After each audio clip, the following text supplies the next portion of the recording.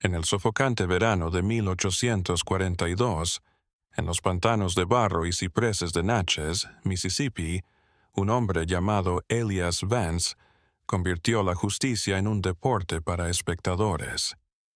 No fue un crimen lo que inició todo, sino una nota, una sola hoja de papel clavada en la puerta de la capilla de la plantación. Su tinta se extendía en el aire húmedo. Habría un juicio, dijo, un juicio público en los terrenos de Blackwood Manor por la traición de su esposa, Genevieve Vance. Y el acusado, un esclavo llamado Marcus, sería juzgado no por las leyes de Mississippi, ni por un jurado de hombres blancos, sino por su propia gente. Los demás esclavos de Blackwood Manor serían su juez, su jurado y, en caso de ser declarado culpable, sus verdugos. Esto no era justicia, era otra cosa, era un ritual, una obra de teatro sangrienta para enseñar una lección. Elias Vance no era solo un propietario de plantaciones, era un rey en un reino de algodón y miedo. Y la traición de su esposa le había proporcionado la oportunidad de mostrarle lo horrible y personal que podía ser su control. La noticia envió una sacudida a través de las 67 almas que residían y trabajaban en Blackwood, una onda silenciosa de incredulidad y horror. Conocían a Marcus, conocían a Genevieve, y sabían con una certeza helada en sus huesos que lo que realmente había sucedido entre ellos importaba menos que la narrativa que Elias Vance deseaba presentar. La traición real no fue la que se murmuró en la casa grande, sino la que se estaba tramando, la que convertiría a cada hombre, mujer y niño en cómplice de una monstruosa mentira. Elias Vance era un hombre moldeado por las escrituras y la fría lógica del beneficio. No era viejo, 40 tal vez, pero se movía con la autoridad de un patriarca antiguo. Su familia había tallado Blackwood Manor en el desierto de Mississippi 2 generaciones atrás, y lo habían hecho con una filosofía propia e inquebrantable. Control. Controlar la tierra, controlar las cosechas, controlar a las personas. Elías había heredado esta filosofía y la había perfeccionado en un arte oscuro. Casi nunca usaba el látigo. No lo necesitaba. Su arma favorita era la mente. Él sabía que el poder no era romper la espalda de un hombre, sino romper su voluntad, aislarlo, hacer de su mundo una prisión de sospecha. Tenía una red de espías entre sus esclavos, pagando chismes con favores, una ración extra de sal, una tarea menos agotadora. Estableció una estructura de mando en la que la fidelidad a él, y solo a él, era la única forma de supervivencia. Él aprendía las ilusiones de un hombre, sus temores, el nombre de su hijo, y lo utilizaba no como un punto de unión, sino como un punto de apalancamiento. Un hombre sin nada que perder es un animal peligroso, le escribió una vez a su hermano. Pero un hombre con algo que defender es una herramienta. Este juicio iba a ser su obra maestra de manipulación, un juego perverso. Al hacer que los esclavos fueran jueces en el destino de uno de ellos, estaba destruyendo cualquier sentido de comunidad, cualquier confianza que aún pudieran tener entre ellos. Los estaba convirtiendo en cómplices. Si ejecutaban a Marcus, cargarían con la culpa de la complicidad. Si lo liberaban, se enfrentarían a un amo al que habían desafiado públicamente. De cualquier manera, serían destrozados. De cualquier manera, Elias Vance ganaría. Estaba inventando un nuevo pecado, una imposibilidad, rehaciendo a Dios a su propia imagen allí mismo, en el sofocante calor de un verano de Mississippi. Años atrás, el padre de Elias Vance había muerto en circunstancias extrañas.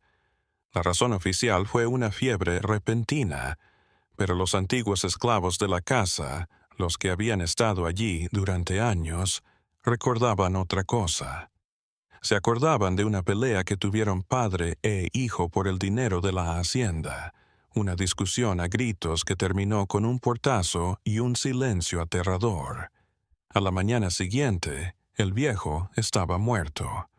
Elías, su único heredero, lo heredó todo.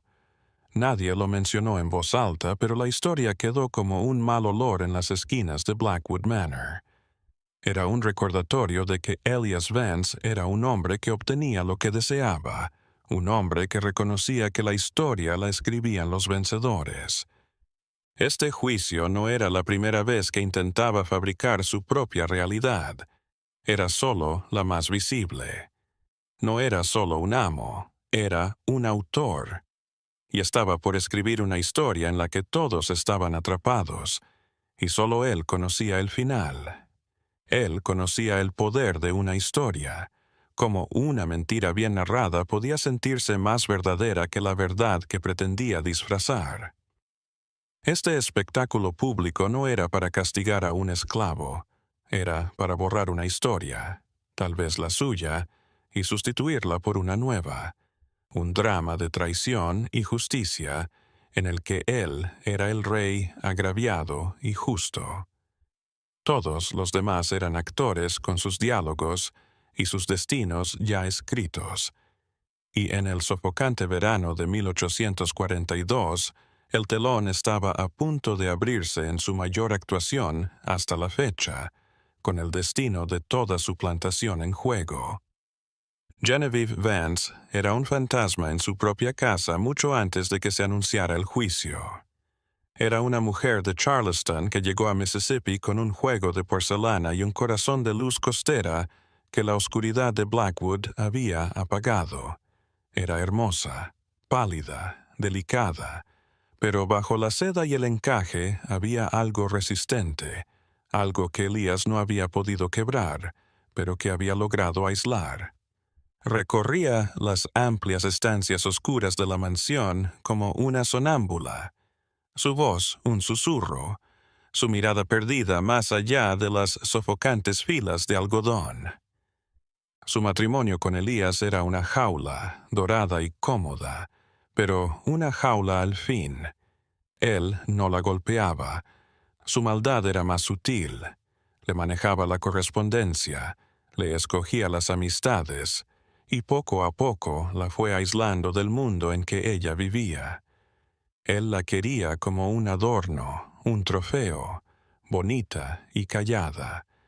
Pero el silencio de Genevieve no era el silencio que él ordenaba.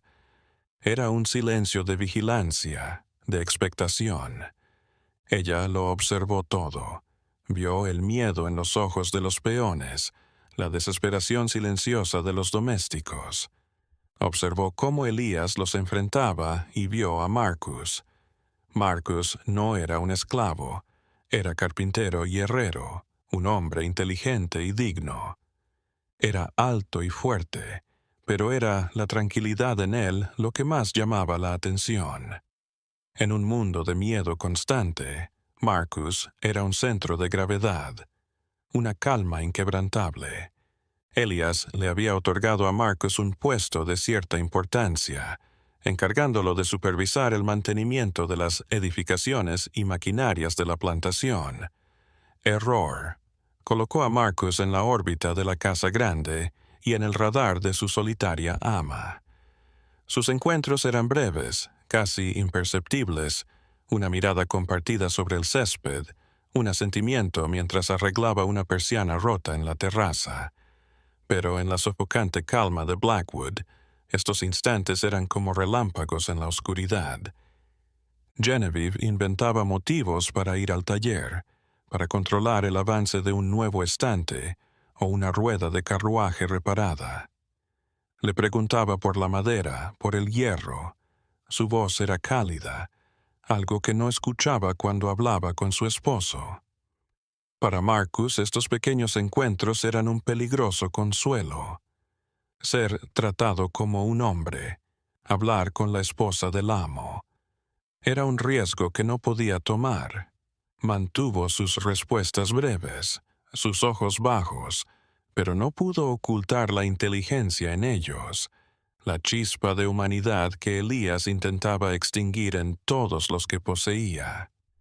¿Qué tipo de relación tenían? Amor, una quimera desesperada, imposible, o algo más. Tal vez era una conspiración del alma, dos cautivos en celdas separadas comunicándose a través de las paredes. Él era la única persona que no la miraba con temor o piedad. Ella era la única persona que no lo miraba como a una posesión. Para Elías, un hombre posesivo, este pequeño reconocimiento era una traición mayor que cualquier acto físico. Era un ataque a todo en lo que se basaba su mundo. No solo tenían sus cuerpos, creía tener su vista, sus mentes, sus almas, y los había visto mirarse. Ese fue el verdadero crimen. No fue adulterio, fue rebelión del alma, y por eso debía expiarse públicamente. La noticia del juicio convirtió la plantación en una olla a presión. El aire se llenó de preguntas no formuladas y terror silencioso. El trabajo en los campos se ralentizó. El chasquido de las azadas y el balanceo de los sacos de algodón se volvieron vacilantes, erráticos. Los esclavos de toda la vida esquivaban las miradas, temerosos de que una palabra de consuelo o una mirada de compasión llegaran a oídos de la casa grande. Elias Vance los había destrozado. Había hecho de cada espíritu un enemigo de todo otro espíritu. Marcus fue arrastrado fuera de su taller y encadenado en la antigua ahumadera, una estructura de ladrillo oscura y sin ventanas en el borde de la propiedad. Lo encerraron, le daban pan y agua, solo con el silencio y la certeza de lo que vendría. Pero, ¿qué pasó con Genevieve? Fue encarcelada en otro tipo de prisión. Fue encerrada en sus aposentos en el ala oeste de la mansión, con una esclava de confianza de la casa, una mujer mayor llamada Hattie, para vigilarla. No estaba encadenada, pero las puertas estaban cerradas por fuera. Su celda era de sábanas de seda y caoba, pero seguía siendo una celda. Ella sería la figura silenciosa y velada del juicio, un recordatorio constante del supuesto delito. Su humillación iba a ser tan pública como el juicio de Marcus. Elías era un genio simbolista. No estaba condenando a un hombre por un delito. Estaba dirigiendo una ópera de pasión en la que honor, traición y poder absoluto chocarían bajo el sol despiadado de Mississippi. Toda la plantación era su escenario, y el mundo estaba a punto de encogerse hasta convertirse en una sala de audiencias improvisada entre dos robles centenarios. La sala de audiencias se erigió con una reverencia casi sagrada bajo la mirada de Elias Vance. Los esclavos fueron obligados a construir una tarima de madera debajo del musgo español colgante de los robles gemelos. Era un mundo severo, salvaje. 3 sillas fueron apiladas sobre él. Una de en medio era más grande, más elaborada, un trono robado del comedor de la mansión, para el mismo Elías, a su derecha. Una silla más pequeña y sencilla era para el sheriff del condado, un hombre llamado Beaumont, que había sido invitado no para hacer cumplir la ley, sino para presenciar y certificar la marca personal de justicia de Elías. Y a la izquierda, una tercera silla, cubierta de crepé negro, quedaría vacía. Era para Genevieve. Ella no se sentaría en él. Se vería obligada a permanecer de pie junto a él, una estatua viviente de la feminidad degradada. Frente a la tarima se colocaron bancos rústicos en forma de hemicírculo. Esto era para el jurado, para los otros 66 esclavos de Blackwood Manor. Tendrían que sentarse y observar, y luego decidir. No había tribunal de testigos, no había oportunidad de defensa. La arquitectura misma lo decía. Este era un lugar para la acusación y el juicio, no para la verdad. El aire alrededor de la tarima era más frío, la luz más tenue. Era como si la sombra de la horca ya se arrastrara por la tierra batida. Los esclavos que lo erigían laboraban en silencio, sus martillos resonando con un ritmo vacío y sepulcral. Estaban erigiendo una jaula para uno de los suyos, y sabían que, en cierto modo, también la estaban construyendo para sí mismos. Cada puntada en la madera era un clavo en el ataúd de su pueblo. 2 días antes del juicio, el sheriff Beaumont llegó a Blackwood.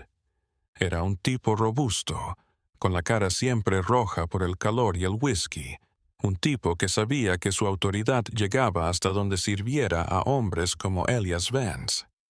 No estaba presente para intervenir.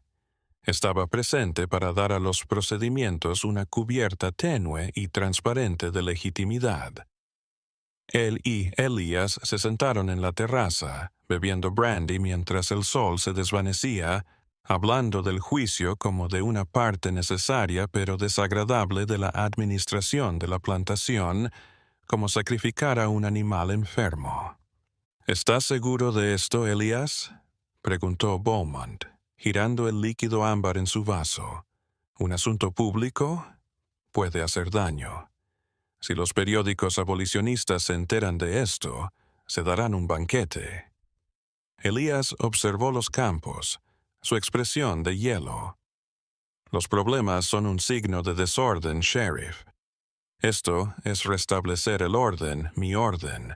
La ley del Estado es demasiado lenta, demasiado fría para una traición como esta. Esto es un tema familiar, un tema comunitario. Deberían presenciar las repercusiones. Deberían ayudar a limpiar. Es la única manera en que aprenderán. Beaumont se tragó un sorbo. Sabía lo que era en realidad. No era un esclavo acostándose con la esposa del amo. Era un señor que probaba que era Dios, que su voluntad era absoluta. ¿Y el veredicto?, dijo el sheriff en voz baja. ¿Y si lo absuelven? Elias ladeó la cabeza. Sus ojos, grises y fríos como piedras de río, se encontraron con los del sheriff. Sonrió, pero era una sonrisa sin calor, solo un fruncimiento de labios. No lo harán, dijo. La seguridad en su voz era absoluta, aterradora. No era una profecía, era una afirmación. El juicio ya había tenido lugar en su mente. El espectáculo público era una farsa, un ritual de humillación para todos los participantes. La noche antes del juicio, Elias Vance cometió un acto que selló el destino de toda la plantación. Llamó a un hombre, Joseph, el líder no oficial de los peones, a la casa grande. Era un hombre mayor, encorvado por años de trabajo, pero sus ojos contenían una sabiduría y una autoridad silenciosa que los demás esclavos acataban. Era a quien acudían con querellas, quien dirimía disputas, quien mantenía unida su precaria comunidad. Elías le recibió en su gabinete, una estancia repleta de libros encuadernados en cuero que nunca leería y mapas de lugares que nunca pisaría. No le dijo a Joseph que tomara asiento. Mañana, comenzó Elías, su voz tranquila, casi suave, se le pedirá a su pueblo que juzgue. Ellos lo observarán a usted, Joseph, lo imitarán. Hizo una pausa, dejando que sus palabras se hundieran en la habitación silenciosa. Marcus ha envenenado este lugar. Se conspiró con mi esposa. Ha violado la confianza sagrada del amo al esclavo, del esposo a la esposa. Ha deshonrado mi casa, ha perturbado esta hacienda. Es una enfermedad que debe ser erradicada. Joseph se quedó inmóvil, su rostro inexpresivo, sus manos en puños a sus costados. No respondió. «Solo quiero que sepa lo que está en juego», continuó Elías, su voz cayendo en un susurro conspirador. Un fallo de inocencia sería una rebelión. Sería una declaración de que usted y los suyos se han aliado con un traidor en mi contra, en contra del hombre que les da de comer, que les da techo. Las consecuencias de esa decisión serían bíblicas. Dejó la amenaza en el aire. No hacía falta explicar. Joseph conocía el código. Castigo en grupo, familias separadas, privilegios perdidos. El látigo, que Elías usaba tan poco, se convertiría en una homilía diaria. Le estaba dando a Joseph una elección imposible: sacrificar a un hombre para salvar a muchos. Lo estaba transformando en un general en una guerra imposible de vencer, obligándolo a dar la orden que los condenaría a todos. José abandonó la casa grande y volvió a la sombra de los barracones de esclavos, un espectro que arrastraba un ataúd sobre sus hombros. Sobre su decisión pesaba la supervivencia de su pueblo. Sabía que Marcus era inocente, no legalmente. No tenía forma de saber qué había pasado o no entre Marcus y Genevieve. Era inocente en un sentido más profundo.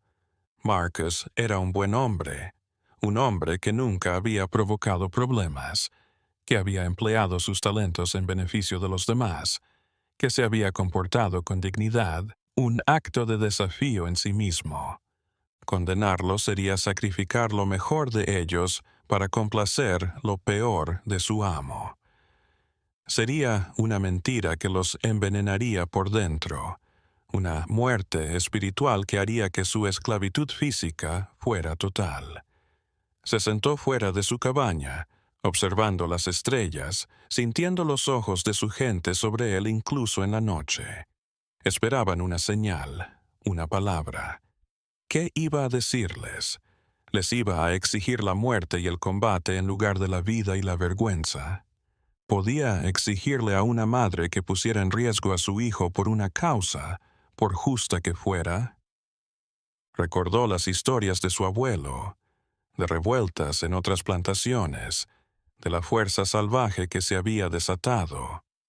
Vio las caras de los niños, durmiendo en sus chozas, ajenos a la elección imposible que se les exigía a sus padres. La justicia era una broma de mal gusto. No había justicia aquí, solo poder. Estaba la voluntad del amo y el cruel cálculo de la supervivencia. Por la mañana, su cara era una tortura. Ya estaba decidido.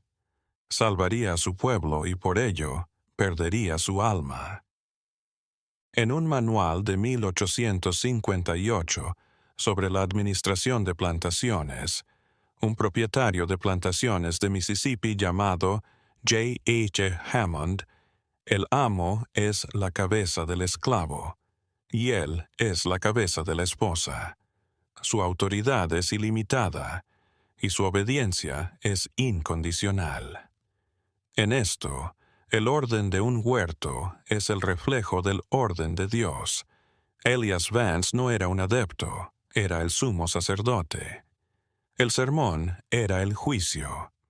Estaba dejando claro, de la manera más visceral, que él controlaba la vida y la muerte, no solo de su tierra, sino de la propia definición de familia, de lealtad, de verdad. Estaba confundiendo su propia autoridad con el derecho divino. La traición no fue solo la de un esposo, fue la de un Dios cuyos hijos se habían atrevido a pensar por sí mismos, y esto hace que el juicio sea aún más temible. No fue un acto de ira, fue un acto teológico, una ceremonia para reafirmar su posición en el centro de su mundo. Estaba probando a su esposa, a sus esclavos, a sí mismo, que él era el dueño de la realidad.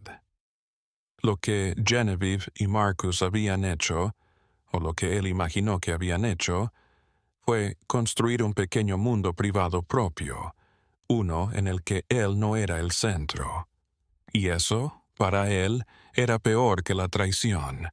Era herejía, y la herejía, como la historia nos muestra una y otra vez, siempre se castiga de la forma más pública y agonizante posible.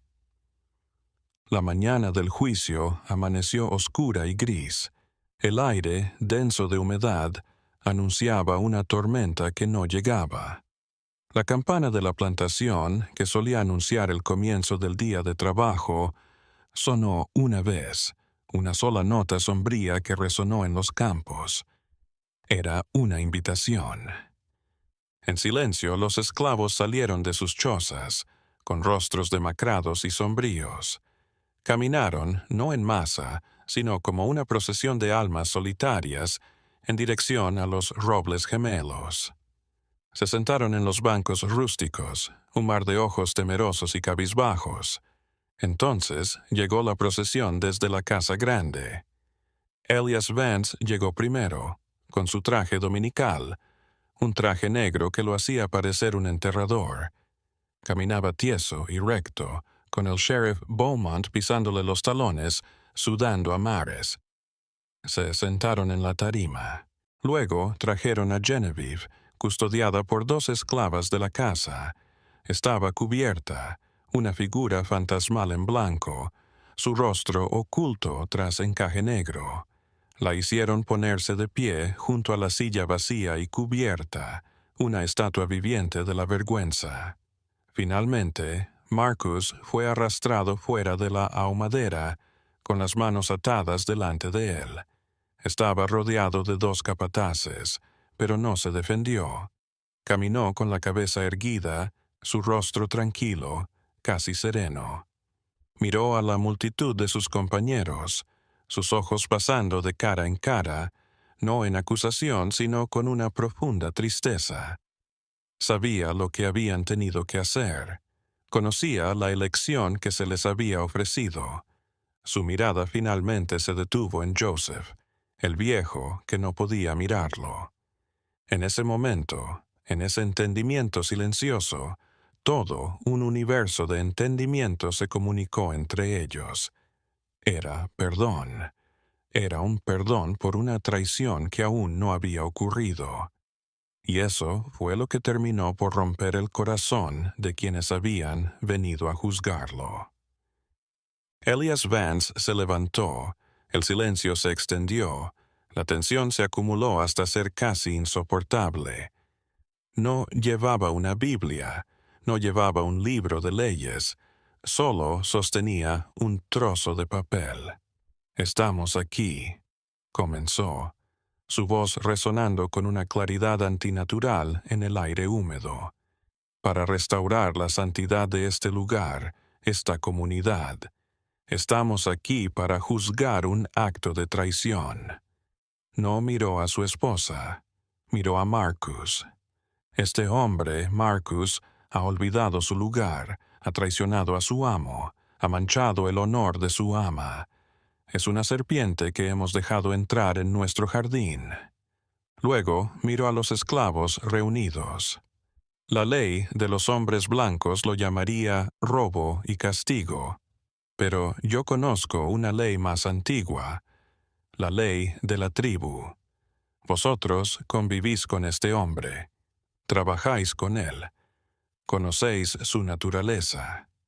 Por tanto, vosotros seréis sus jueces. Oirán el testimonio y juzgarán su culpabilidad. Fue un discurso maestro y cruel, enmarcando su participación obligatoria como un honor, un deber. Les daba la ilusión de poder mientras les apuntaba con un arma. El testimonio, declaró, será proporcionado por mi esposa, Genevieve Vance. Él hizo un ademán, y uno de los capataces levantó su velo.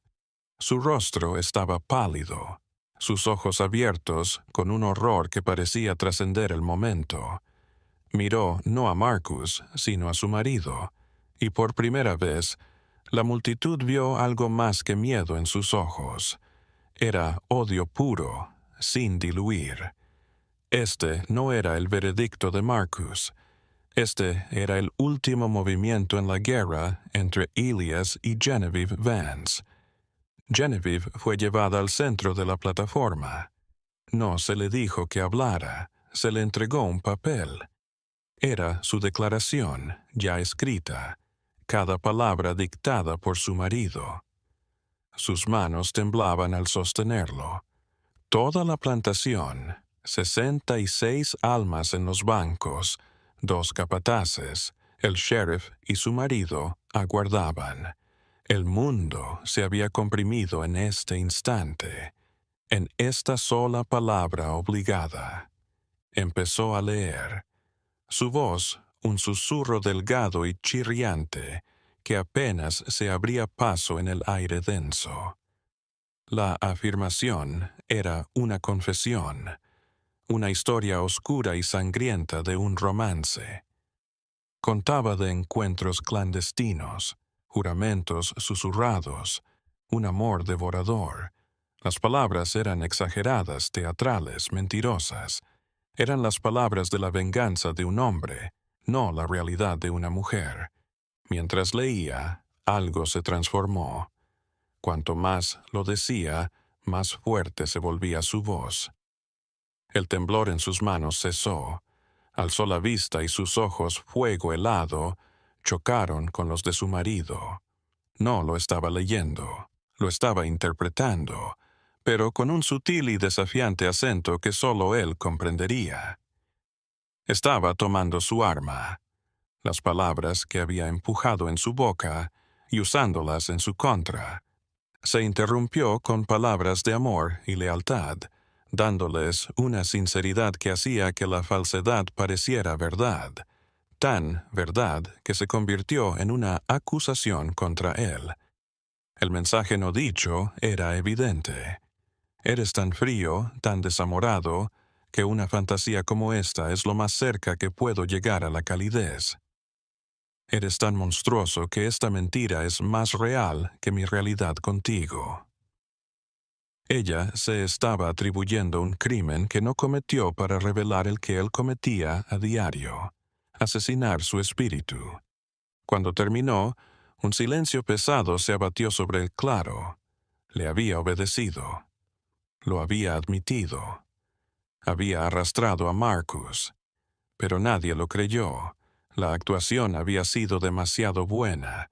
El odio en sus ojos demasiado real. Había hecho de su vergüenza un cargo contra su marido. El rostro de Elías era una tormenta. Esperaba una mujer destrozada y llorando. En lugar de ello, consiguió una mártir rebelde. Había perdido el control de la historia. Le arrancó el papel de la mano y se dirigió a la multitud. Escucharon la confesión. Tronó, su voz tensa de furia. El pecado es aceptado. Ahora deben imponer la pena. Miró a Joseph, el hombre mayor en la primera fila. José, como el viejo, hablará por todos. Culpable, Marcus. Este era el momento, el punto de no retorno. Joseph se puso en pie lentamente, con todos los ojos puestos en él. Miró al suelo, al cielo, a las caras de su gente. Miró a Marcus, quien asintió levemente con la cabeza, como si lo liberara de su juramento. Pero Joseph recordó la amenaza. Se acordó de las caras de los niños.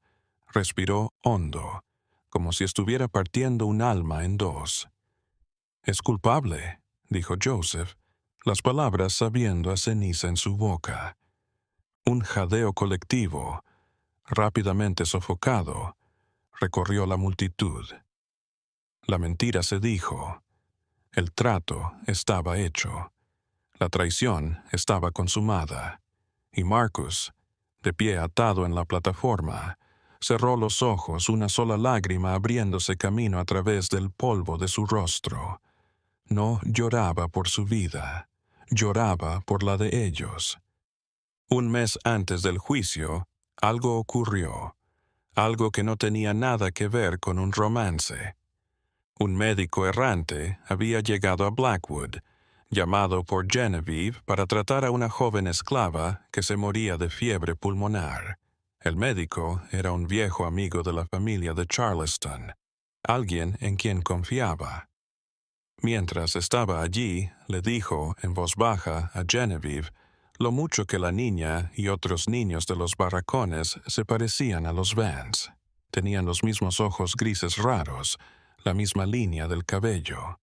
Lo dijo como una observación casual, pero para Genevieve fue una chispa en un polvorín de sospecha. Ella siempre se había preguntado por qué Elias se rehusaba a vender algunos esclavos, no importa cuánto le ofrecieran por ellos, por qué se interesaba, como dueño, en unas pocas familias en particular. Las palabras del médico le dieron una idea horrible. Tras su partida, ella empezó a observar, a mirar de verdad, las caras de los niños y lo vio. Elias Vance, el hombre obsesionado con la pureza, con el orden, con la santidad de su sangre, tenía una familia oculta en los barracones de esclavos. Era un falso de primera. El hombre que ahora la acusaba de manchar su honor había estado manchando su propia línea de sangre durante años. No era solo un dueño para estos niños. Era su padre. Este fue el conocimiento que selló su destino. Esta fue la verdadera traición. Ella lo encaró. Fue un error de cálculo catastrófico. Lo dijo, no con enojo, sino con una desesperada frialdad. Creyó que podría explotar el conocimiento como moneda, negociar un poco más de libertad, un poco más de humanidad en su jaula dorada. Le dijo que lo sabía. Le dijo que había visto la verdad en los ojos de los niños. Esperaba shock, negación, tal vez incluso negociación. No esperaba la frialdad que lo invadió. Él no lo negó. Solo la observó como si la viera por primera vez, no como una esposa, no como una mujer, sino como una amenaza que debía ser eliminada. «Ves demasiado, Genevieve», dijo, su voz arrastrándose como una serpiente. «Un defecto que debo enmendar». Fue entonces cuando surgió la idea del juicio. Fue una obra maestra demoníaca. No podía matarla ni encerrarla. Eso llamaría la atención. En cambio, destruiría su credibilidad, su cordura, su yo. La llamaría ramera lujuriosa y loca. ¿Y a quién revelaría su secreto entonces? ¿Quién creería las palabras de una ramera? Necesitaba un cómplice, un chivo expiatorio. Y Marcus, el hombre al que le mostró un poco de humanidad, era el candidato ideal. El juicio no era por lo que sabía. Era por borrar el conocimiento del mundo. Los transformaría en monstruos tan viles que todo lo que expresaran sería considerado una mentira de un ser perverso. Fue el juego psicológico definitivo, escenificado en público para una audiencia cautiva de rehenes. No estaba enterrando un secreto. Estaba salando la tierra sobre él para que nada pudiera volver a crecer allí. Culpable. La palabra cuelga en el aire, espesa y venenosa. Elias Vance se permite una sonrisa complaciente. La primera parte de su plan está hecha. La sociedad está rota. La mentira ha sido santificada por sus propias bocas. El castigo por tal crimen es la muerte, dijo, su voz firme, pero de nuevo, no seré yo quien lo haga. Su vida está en sus manos. Vosotros lo habéis juzgado. Vosotros lo condenaréis. No iba a parar. Los arrojaría a todos al infierno. Les haría matar a uno de los suyos. Luego explicó el método. No una horca, no un disparo. Demasiado rápido, demasiado amable. Iba a ser una lapidación, una forma antigua y bíblica de castigo en la que toda la comunidad participaba. Cada hombre, mujer y niño estaría obligado a lanzar una piedra. Era una manera de convertir a todos en asesinos, de encadenarlos a él en un pecado imperdonable. Quería asegurarse de que el recuerdo de este día los atormentaría para siempre, una cicatriz en su alma colectiva que les impediría siquiera considerar desafiarlo en el futuro. No estaba matando a un hombre, estaba matando la solidaridad. Los estaba bautizando a todos en la sangre de uno de los suyos, convirtiéndolos en partícipes de su maldad. El silencio que se produjo tras su edicto fue más denso que cualquier alarido. Fue el sonido de 66 almas dándose cuenta de que estaban atrapadas en una trampa sin salida. Ya no eran un jurado, eran una turba de linchamiento, y su amo iba a mirar. Mucho tiempo después de que Blackwood Manor cayera, una historia fue contada por los antiguos esclavos de la familia. Dijeron que la noche antes del juicio, Marcus había conseguido colar un mensaje. Había dibujado un símbolo en un trozo de corteza. Un pájaro sankofa, el símbolo africano de regresar al pasado para salvaguardar el futuro. Se lo entregó a un niño que le trajo su pobre alimento y le dijo que se lo mostrara a José. El emblema decía: «Sobrevive como puedas, pero no dejes que nuestra memoria muera. Recuerda la verdad». Este chisme lo cambia todo. Reformula a Marcus no como víctima, sino como mártir. Él iba a morir, pero su último acto fue intentar salvar el alma de su pueblo, incluso mientras le mataban. Les permitía traicionarlo corporalmente para salvar su alma. Les estaba absolviendo antes del crimen. Implica una resistencia, una corriente subterránea de comunicación y estrategia que Elias Vance nunca podría haber imaginado en todos sus arrogantes cálculos. Significaba que, mientras Elías libraba su obra de poder supremo, otro drama más silencioso de sacrificio, memoria y preservación de la verdad, se desarrollaba en el único lugar donde podía conservarse con seguridad. En las historias que se contarían en secreto en la oscuridad durante generaciones. Los capataces arrastraron a Marcus fuera de la plataforma y lo ataron a uno de los robles viejos. Genevieve, su rostro una máscara de horror catatónico, fue obligada a observar. Elias Vance hizo un gesto y un carro lleno de piedras, sacadas del río, fue arrastrado al centro del claro. «Que empiece la limpieza», ordenó Elías. Miró a Joseph. «Tú eres el viejo. Tú lanzarás la primera piedra». El viejo parecía 50 años mayor de lo que había sido hace una hora. Caminó con piernas temblorosas hacia el auto, su mano temblando tanto que apenas pudo levantar una pequeña piedra lisa. Se volvió hacia Marcus, quien lo miró de vuelta, su rostro inexpresivo. Joseph cerró los ojos, rezó una oración rota y silenciosa, y lanzó la piedra. Apuntó mal. La piedra cayó al suelo a unos pies de Marcus en un golpe lamentable en el silencio. Fue una traición a medias, una traición hecha con tanta clemencia como pudo. Elias se rió. «Tu puntería es terrible, viejo. Déjame mostrarte». Se acercó al carro, tomó una gran roca dentada y sin pensarlo, la lanzó con brutalidad. Le dio una puñalada en el pecho, la primera sangre derramada. Se le escapó un jadeo a Genevieve. El hechizo se rompió. Ahora los demás le seguían. Uno a uno fueron obligados a acercarse, a tomar una piedra y a lanzarla contra el hombre que había sido su amigo, su hermano. La mayoría, como Joseph, lanzó flojamente. Sus piedras se quedaban cortas o erraban por completo. Eran violencias simbólicas, sus cuerpos sometidos a la voluntad del amo, sus espíritus rebeldes. Pero algunos, los informantes, los que ya habían vendido partes de su alma por pequeños favores, arrojaron con un escalofriante entusiasmo, tal vez tratando de probar su lealtad, tal vez tratando de silenciar su propia vergüenza con violencia. Era una tortura a cámara lenta, el golpe sordo de las piedras contra la carne, los gruñidos, el silencio monstruoso del hombre atado al árbol. Marcus no gritó.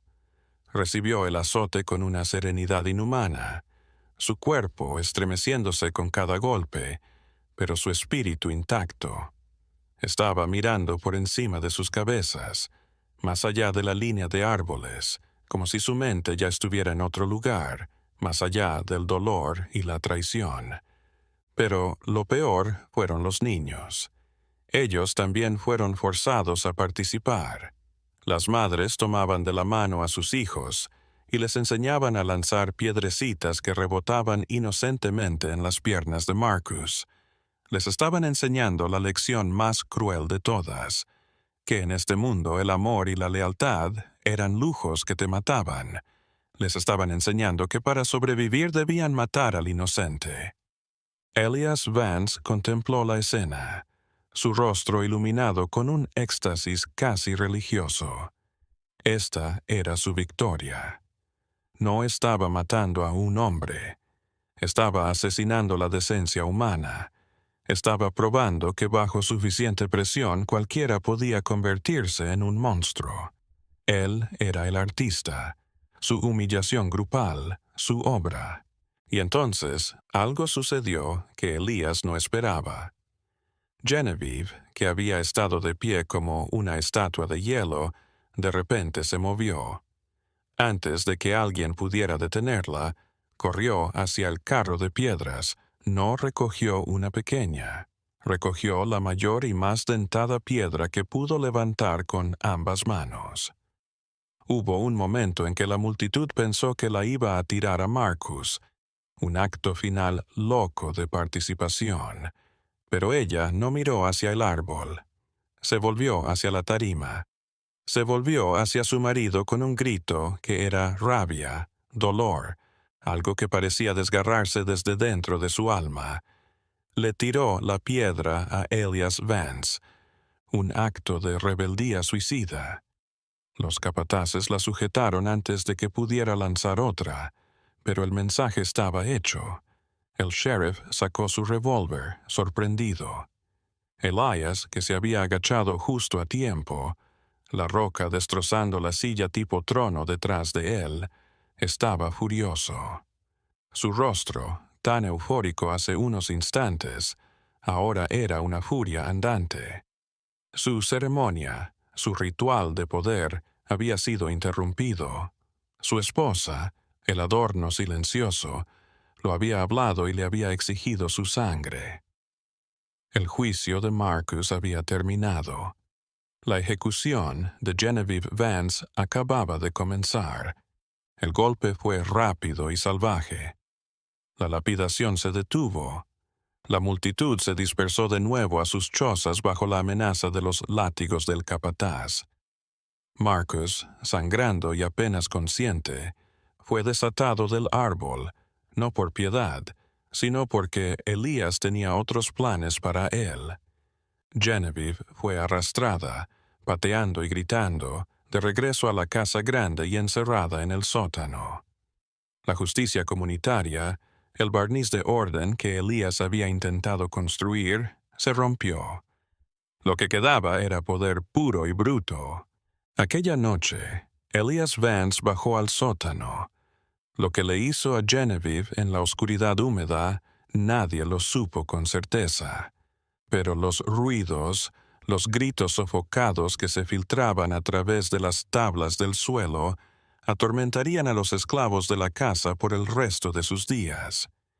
No solo la estaba castigando por su desobediencia, la estaba castigando por revelarlo, por mostrarle al mundo que no era un dios, solo un hombre que podía ser desafiado, un hombre que podía sangrar. Había intentado hacer de ella un hazme reír de su esposa, y ella se había convertido en un hazme reír de él. No podía dejar ese símbolo en pie.